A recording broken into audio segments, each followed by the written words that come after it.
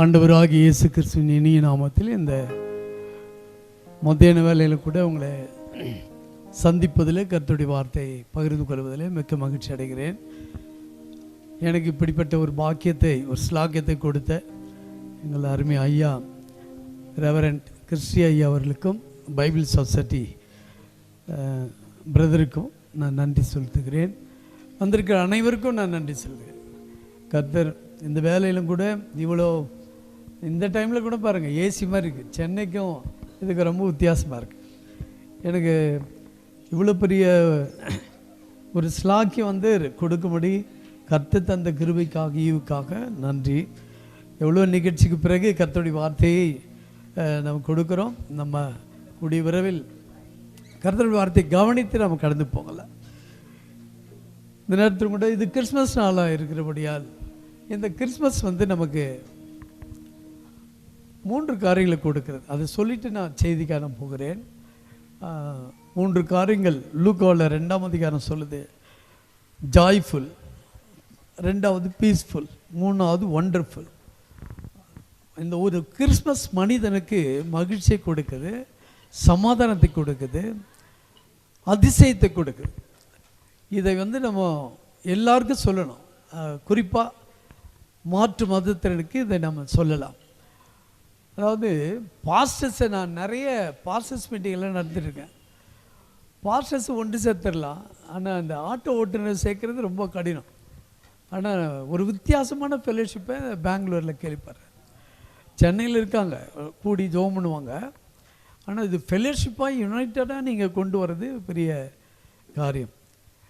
நான் இதை ஊழியக்காரர்கள் ஐக்கியத்தை விட இந்த ஃபெலோஷிப்பை ரொம்ப ஆச்சரியமாக பார்க்குறேன். அதனால தான் உங்களை சந்திக்கணும்னு ஆசைப்பட்டேன். ஐயா ஒரு வாய்ப்பை கொடுத்துருக்குறேன். எனவே நீங்கள் சுவிசேஷம் சொல்லும் போது இந்த ஒரு 3 விஷயங்களும் மற்ற மக்களுக்கு சொல்லலாம். இந்த கிறிஸ்மஸ் டைமில் கேரல் சர்வீஸ் போகும்போது கிறிஸ்மஸ் தாத்தாவோடு போயிட்டு ஒரு கேக் கொடுத்து அவங்களுக்கு இந்த 3 விஷயங்களும் ஜாய்ஃபுல், பீஸ்ஃபுல், ஒண்டர்ஃபுல், இயேசுவை ஏற்றுக்கொள்கிற அனைவருக்கும் இந்த மகிழ்ச்சியை தராரு. இந்த கிறிஸ்மஸ் மகிழ்ச்சி கொடுக்கிறது, இந்த கிறிஸ்மஸ் சமாதானத்தை கொடுக்கிறது, இந்த கிறிஸ்மஸ் ஒரு குடும்பத்துக்கு அதிசயத்தை உண்டு பண்ணுகிறது. எனவே இந்த கிறிஸ்மஸ் இந்த 3 விஷயமும் நம்ம எல்லாரோட குடும்பத்திலும் இருக்கோம். அதுவும் இயேசுவை அறியாத மக்கள் மத்தியும் இருக்கு என்பதை நாம் வலியுறுத்தி சொல்ல வேண்டும். இந்த நேரத்தில் கர்த்தருடைய வார்த்தைக்கு நாம் போகும்போது ஒரு வசனத்தை நாம் வாசிக்கலாம். வசனம் பைபிள் வாசிக்கிறவங்க வச்சிருக்கவங்க வாசிக்க. நீதிமொழிகள் 21ஆம் அதிகாரம் 31ஆம் வசனம். நீதிமொழிகள் 21:31 வாசிக்கிறீங்களா? குதிரை யுத்த நாளுக்கு ஆயத்தமாக்கப்படும், ஜெயமோ கர்த்தரால் வரும். ஆமென் சொல்லுங்க. அல்லேலூயா. ஆண்டவர் சொல்கிற காரியங்களை பாருங்கள். குதிரை யுத்த நாளுக்காக ஆயத்தமாக்கப்படும், ஜெயமோ கர்த்தரால் வரும். இந்த நாளில் வெற்றியுள்ள வாழ்க்கை என்ற ஒரு தலைப்பில் உங்களோடு பேச இருக்கிறேன். கர்த்தருடைய வார்த்தை இந்த கிறிஸ்மஸ் நாளில் ஒரு 3 விஷயங்களையும் நமக்கு கொடுக்கறது. அதே டைமில் கர்த்தருடைய வார்த்தை என்ற நிலையில் வரும்பொழுது ஒரு தலைப்பு வெற்றியுள்ள வாழ்க்கை. இன்றைக்கி நிறைய பேர் வந்து வாழ்க்கையில் சாதிக்கணும் அப்படின்னு நினைக்கிறவங்க நிறைய பேர் இருக்காங்க. ஆனால் சாதிக்க முடியாமல் தோற்று போகிறவங்க உண்டு. ஆனால் பைபிள் சொல்லுது குதிரை யுத்த நாளுக்கு ஆயத்தமாக்கப்படும், ஜெயமோ கர்த்தரால் வரும். நாமும் ஜெயத்துக்காக, வெற்றியுள்ள வாழ்க்கைக்காக நாம் ஆயத்தப்பட்டு கொண்டிருக்கிறோம். ஆனால் கர்த்தர் நிமித்தம், கர்த்தரை முன் வைத்து நீங்கள் ஆயத்தப்பட வேண்டும். நாம் ஆயத்தப்படுவோம். அப்போ வெற்றியுள்ள வாழ்க்கை வாழ்வது எப்படி? வெற்றியுள்ள வாழ்க்கை ஒரு உயர்வுக்கு ஒருத்தர் வரணும்னா என்ன செய்யணும்? அதை நம்ம எல்லாருக்கும், ஆட்டோ டிரைவருக்கோ, பாஸ்டர்ஸ்க்கு, ஊழியக்காரர்கள் எல்லாருக்கும் கொடுக்குற ஒரு மேன்மையான செய்தியை இந்த நேரத்தில் கர்த்தர் என்னோடு பேசுகிறதை நான் நல்ல உணர்றேன். நீங்களும் உணருங்க. கர்த்தவங்களோடு பேச கொஞ்ச நேரம் நீங்கள் ஆண்டவரோடு கூட நீங்கள் கர்த்தருடைய வார்த்தையோடு இசைந்துருங்க. இன்றைக்கி ஐயா சொல்லிட்டு போனாங்க, பிரதர் சொன்னாங்க, இந்த கிறிஸ்மஸ் வந்து இணைக்கிறது, மனிதனையும் கடவுளையும் இணைக்கிற ஒரு நாள் தான் கிறிஸ்மஸ் அப்படின்னு அழகாக சொன்னாங்க. யோவான் 1:1 அது சொன்னாங்க. கேட்டது, பார்த்தது, நோக்கி பார்த்தது, தொட்டது, அழகாக சொல்லிட்டு போனாங்க பாருங்க. அதுக்கிடையில் இது கிறிஸ்மஸுக்கு குறித்தான ஒரு விழிப்புணர்வு. நம்ம எல்லாரும் நல்ல ஒரு செய்தி கேட்டோம். ஆனால் இப்போது எனக்கு கொடுத்த செய்தியை நான் பகிர்ந்து கொள்கிறேன். ஒருவன் வெற்றியுள்ள வாழ்க்கை வாழ வேண்டுமானால் முதல் காரியம் பைபிள் சொல்லுது, சிக் த லார்ட். கர்த்தரை தேடுகிறவனுக்கு இந்த வெற்றியை கற்றுக் கொடுக்கிறார். எந்த வேலையும் எந்த ஊழியமோ கர்த்தரை இன்னைக்கு நிறைய ஊழியக்காரங்க சென்னையில் இருக்காங்க, இங்கே இருக்கும் பற்றி எனக்கு தெரியாது. ஊழியக்காரன்னு சொல்கிறாங்க, ஆனால் வந்து கடவுளை தேடுறது கம்மி தான். ஊழியக்காரன்ற போர்வையில் நிறைய பேர் வெளியே சுற்றிட்டே இருக்காங்க. ஜெபம்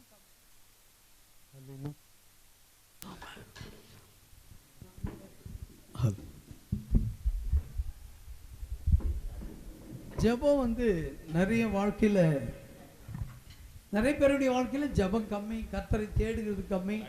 ஆனால் உழைக்கிறேன்னு சொல்கிறாங்களோ ஜெபத்தை கர்த்தர் முன்வத்து போகிறதில்லை. பைபிள் சொல்றது பிரியமானவர்களே, நீங்களும் நானும் வெற்றி அடைய வேண்டுமானால் கர்த்தரை சீக் த லார்ட், கர்த்தரை தேடுவதிலே முதலிடமா இருக்கணும். கர்த்தரை முன்வத்து செய்யும் போது கர்த்தர் எல்லாருக்கும் தெரிந்த வசனம் நான் சொல்றேன், வித்தியாசமான ஒன்றும் சொல்லலை. பைபிள் இருக்கிறத நீங்கள் தெரிந்து கொண்டதை மறுபடியும் ஞாபகப்படுத்துகிறேன். பைபிள் சொல்லுது மத்திய 6:33, முதலாவது தேவனுடைய ராஜ்யத்தையும் அவர் நீதியும் தேடுங்கள், பின்பு இவைகளெல்லாம் கூட கொடுக்கப்படும். நம்ம கொஞ்சம் கேட்குறோம், அதே நம்ம கர்த்தரை தேடினால் அதை கூட 2 மல்டிப்ளேஷன் பண்ணி கர்த்தர் கொடுப்பாராம். அப்போ நம்ம எந்த வேலை செய்யும் போதோ ஊழியம் செய்யும் போதோ கர்த்தரை முன்வைத்து போவோம். ஒரு ஆட்டோ எடுக்கும் போது கர்த்தரிடம் ஜெபம் பண்ணிட்டு, ஒரு இந்துவாக இருக்கிறவங்க ஒரு பூஜை பண்ணிட்டு கிளம்புறாங்க, கற்பூரம் ஏற்றிட்டு கிளம்புறாங்க. மாற்று மதத்தார் ஏதோ ஒன்று பண்ணி தொடங்குறாங்க.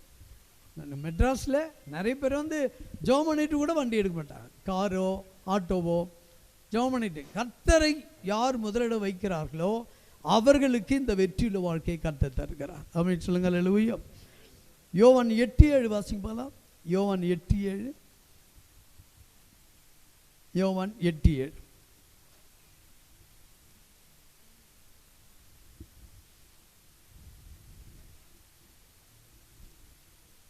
வாசிக்கலாமா?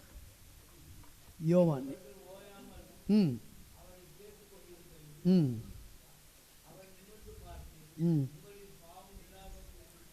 யோவான்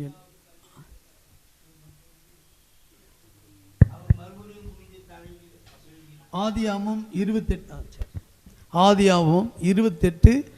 8:20-22 வாசிக்கும் போது வாசிக்க நேரம் இல்லை.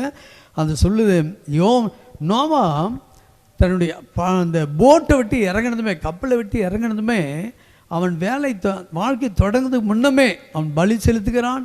பலி செலுத்தும் போது கர்த்தர் நுகர்ந்த வாசனையை ஏற்றுக்கொள்கிறான்.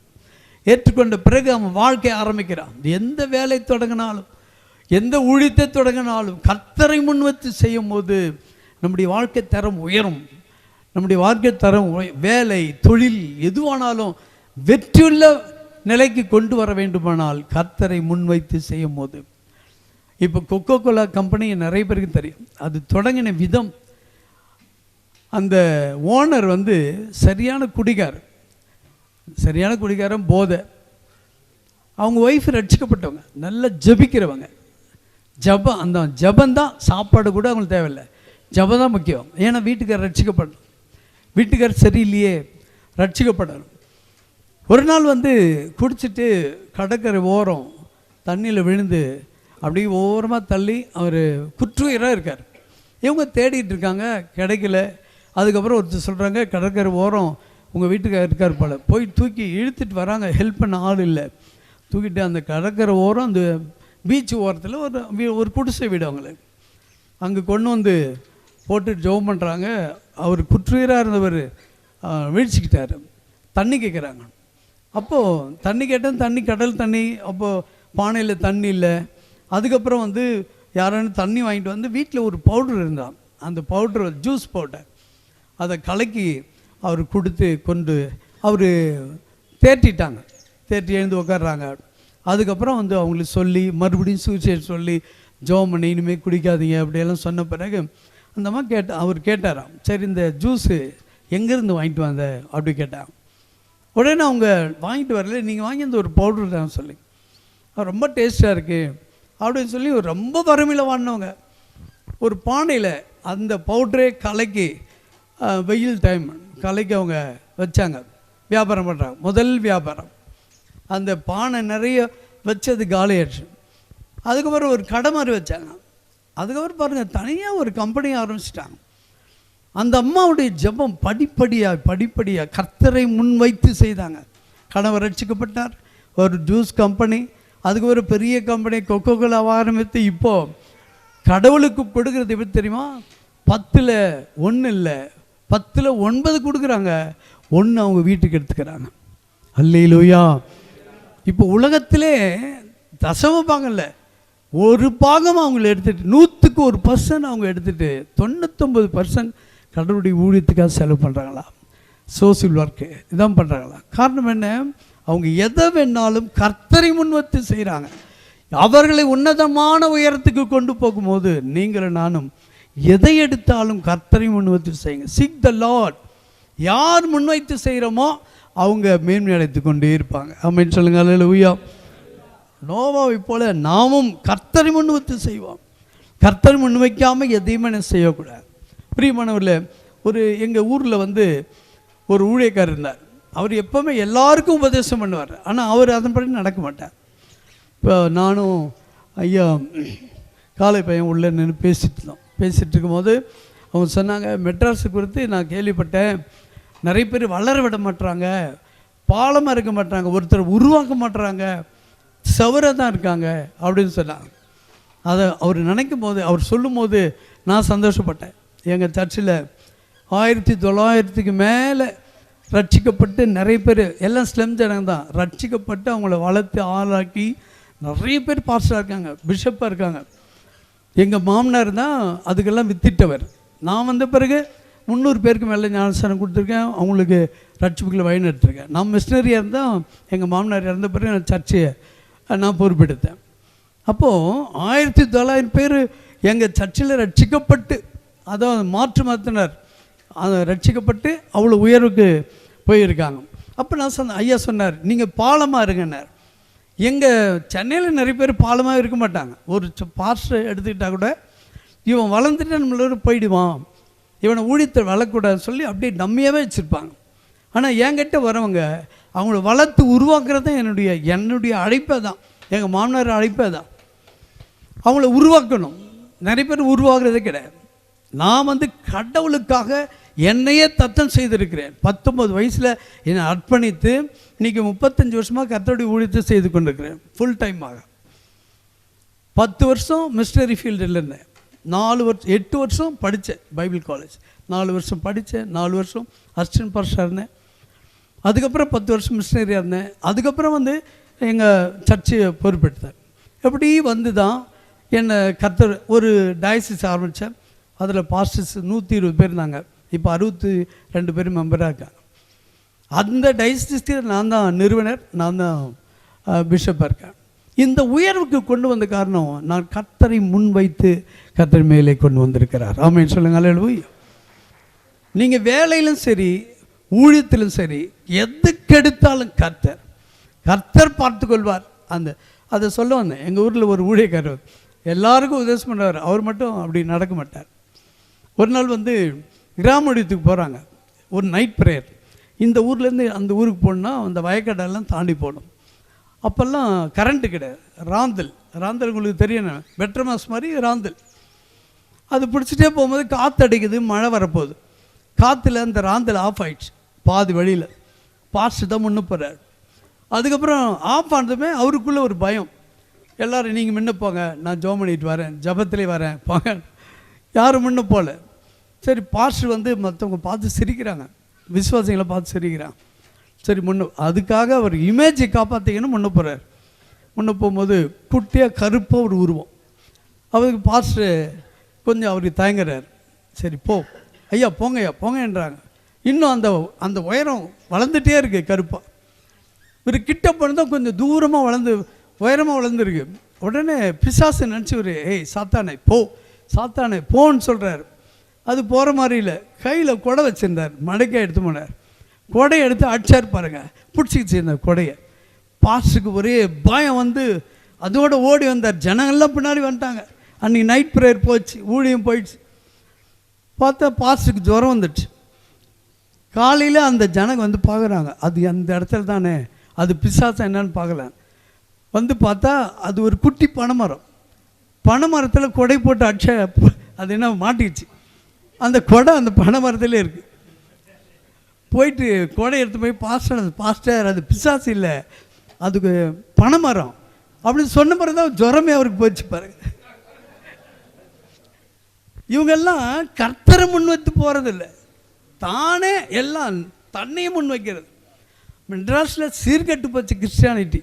எல்லாம் வால் போஸ்ட் போட்டு பெரிய பெரிய பேனர் இவனுக்கு ஃபோட்டோ தான் இருக்கும், கர்த்தரை முன் வைக்கிறதே கிடையாது.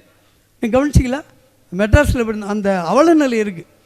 அதனால தான் கிறிஸ்டியானிட்டி வந்து வளரல, அதிகமாக வளராத காரணமே தன்னை மிகப்படுத்தி போஸ்ட் அடிக்கணும், பேனர் போடணும். ஒரு ஆவரேஜாக கணக்கு எடுத்து ஒருத்தன் சொன்னான், ஆர்எஸ்எஸ் ஒருத்தன் சொன்னான், அதிகமாக போஸ்ட் அடிக்கிறவன் கிறிஸ்தவன் தான் சென்னையிலே. அதுவும் அவன் ஃபோட்டோ தான் போட்டுக்குவான், அந்த இயேசுநாதர் ஃபோட்டோ போட மாட்டான். பேர் இயேசுன்னு பேர் வராது. எப்போ இவனுங்க முன்ன வந்தானுங்களோ, கர்த்தரை பின் வைத்தாங்களோ, அது ஊழியம் குன்றி போயிட்டே இருக்கு. நான் அதுக்கு தான் அழுது ஜெபம் பண்ணிகிட்ருக்கேன். இன்றைக்கி பைபிள் சொசைட்டியில் எனக்கு ஒரு கனெக்ஷன் கொடுக்க அருமையான ஐயா நம்ம ரெவரண்ட் கிறிஸ்டி ஐயாவுக்காக நான் நன்றியோடு ஸ்தோத்திரப்பட்டேன். கிறிஸ்டி ஐயா மூலமாக கேலப்பை தெரியும், கேலப்பை ஐயா. அதனால் இந்த ஒரு வாய்ப்பு வந்து இதை பார்க்கும்போது எனக்கு புள்ளே இருக்குது. இவ்வளோ பெரிய ஆட்டோ ஓட்டிகிட்டே நீங்கள் இந்த ஊழியம் செய்கிறீங்க. இன்னொரு ட்ராபேக் என்னென்னா, நாங்கள் ட்ராக்ஸ் கொடுத்தாலும் அடிக்கிறானுங்க, ட்ராக்ஸ் கொடுத்தாலே அடிக்கிறாங்க. 2 ரேக்கு கொடுத்தாங்க ஐயா, ஒரு ஆட்டோக்காரருக்கு கொடுத்தேன், அவர் எடுத்து போய் வீட்டில் வச்சுட்டார். மிரட்டிட்டானுங்க ஆர்எஸ்காரன், வந்து கிழிக்கிறானுங்க. பின்னாடி ஸ்டிக்கரை ஒட்டிருப்பாங்க, வேணும் கிழிக்கிறான். டிஎம்கே ஆட்சி தான், ஆனாலும் ஆணவமாக வந்து பண்ணுறானுங்க. இப்போ திருப்பரங்குன்றம் நிகழ்ச்சியெல்லாம் பாருங்கள். இப்போது இதெல்லாம் ஏன் பிரச்சனைனா, இதுக்கு முதல்ல கொரோனா வரும்போதே நான் சொன்னேன், கொரோனா வர்றதுக்கு நல்ல கவனிங்க, எகிப்தில் வந்த வாதைக்கு காரணமே நம்ம மக்கள் தான். நம்ம மக்கள் சரியில்லை ஜபத்தில். அப்போது இந்த வாதைக்கு காரணமே கிறிஸ்டியானிட்டி. கிறிஸ்தவர்கள் ஜபிச்சிருந்தா, இந்த அவங்க வாழ்க்கை சரியிருந்தா அந்த கொரோனா வந்திருக்காது. நான் மட்டும் நிறைய தீர்க்கதரிசிகள் சொன்னாங்க. சரி, அது போகட்டும். நாம் எப்போ கர்த்தரை தேடுகிறோமோ அந்த வெற்றியுள்ள வாழ்க்கையை கர்த்தர் தருவார். கரங்களை தட்டி அவனை மேம்படுத்தும்.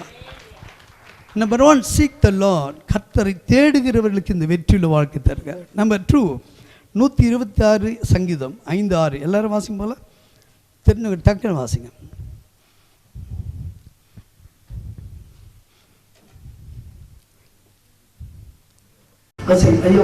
சங்கீதம் 126:5.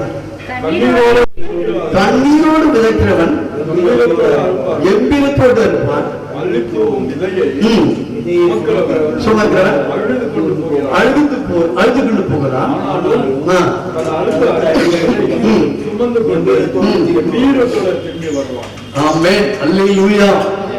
கவனிங்க, 2வது காரியம், hard worker person. Hard work பண்ணுறவங்க தான் இந்த வெற்றியுள்ள வாழ்க்கையை காண முடியும். ஆமென் சொல்லுங்க. அல்லேலூயா. ஊழியத்திலும் சரி, வேலையிலும் சரி, தொழிலிலும் சரி, ஹார்ட் ஒர்க் இருக்கணும்.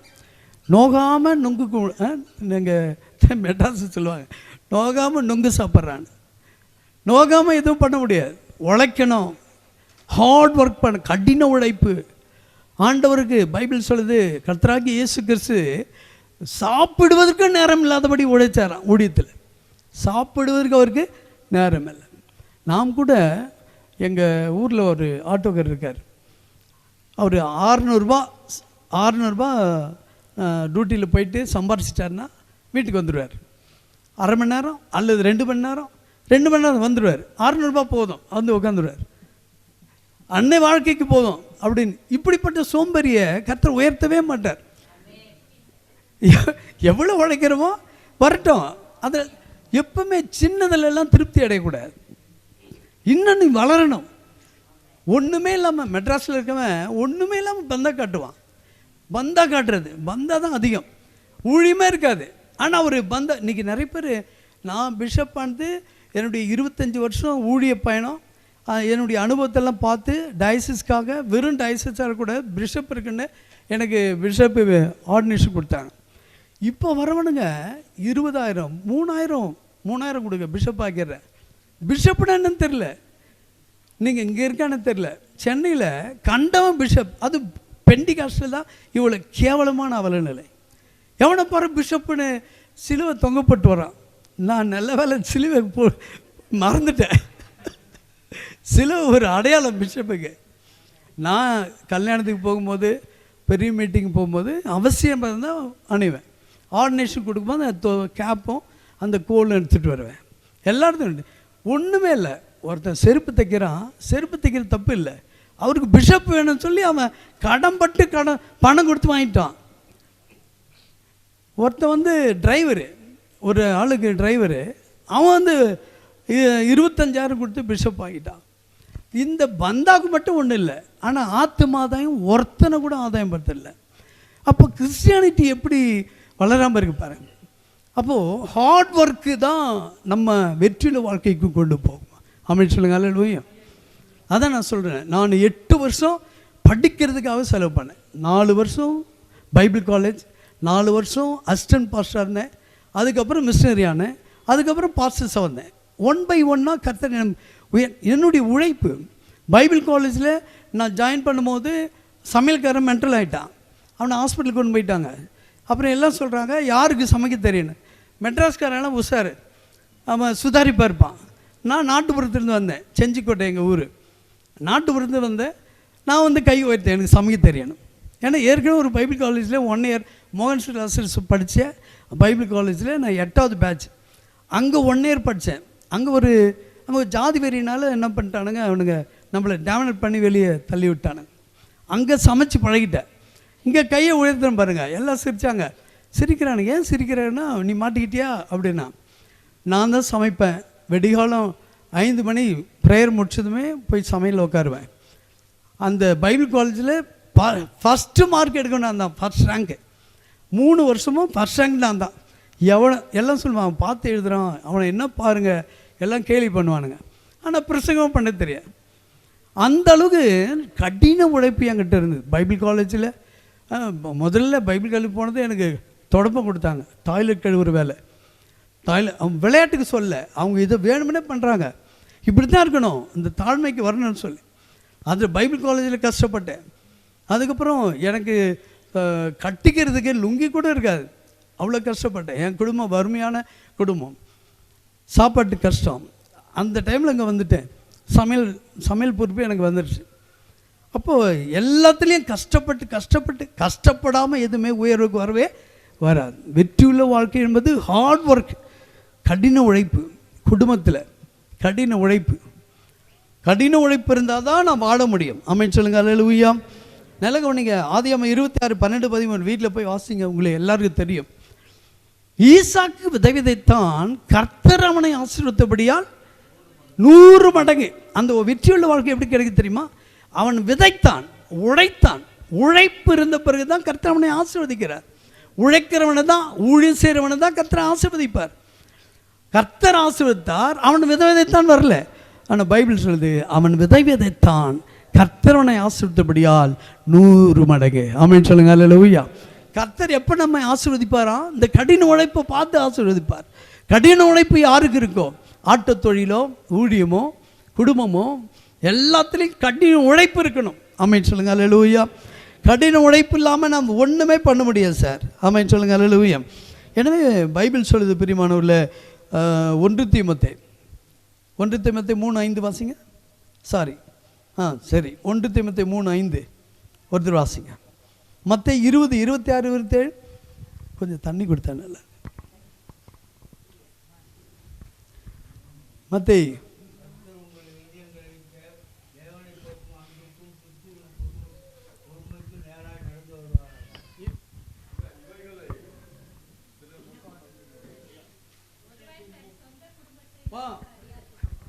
நல்லா கவனிங்க.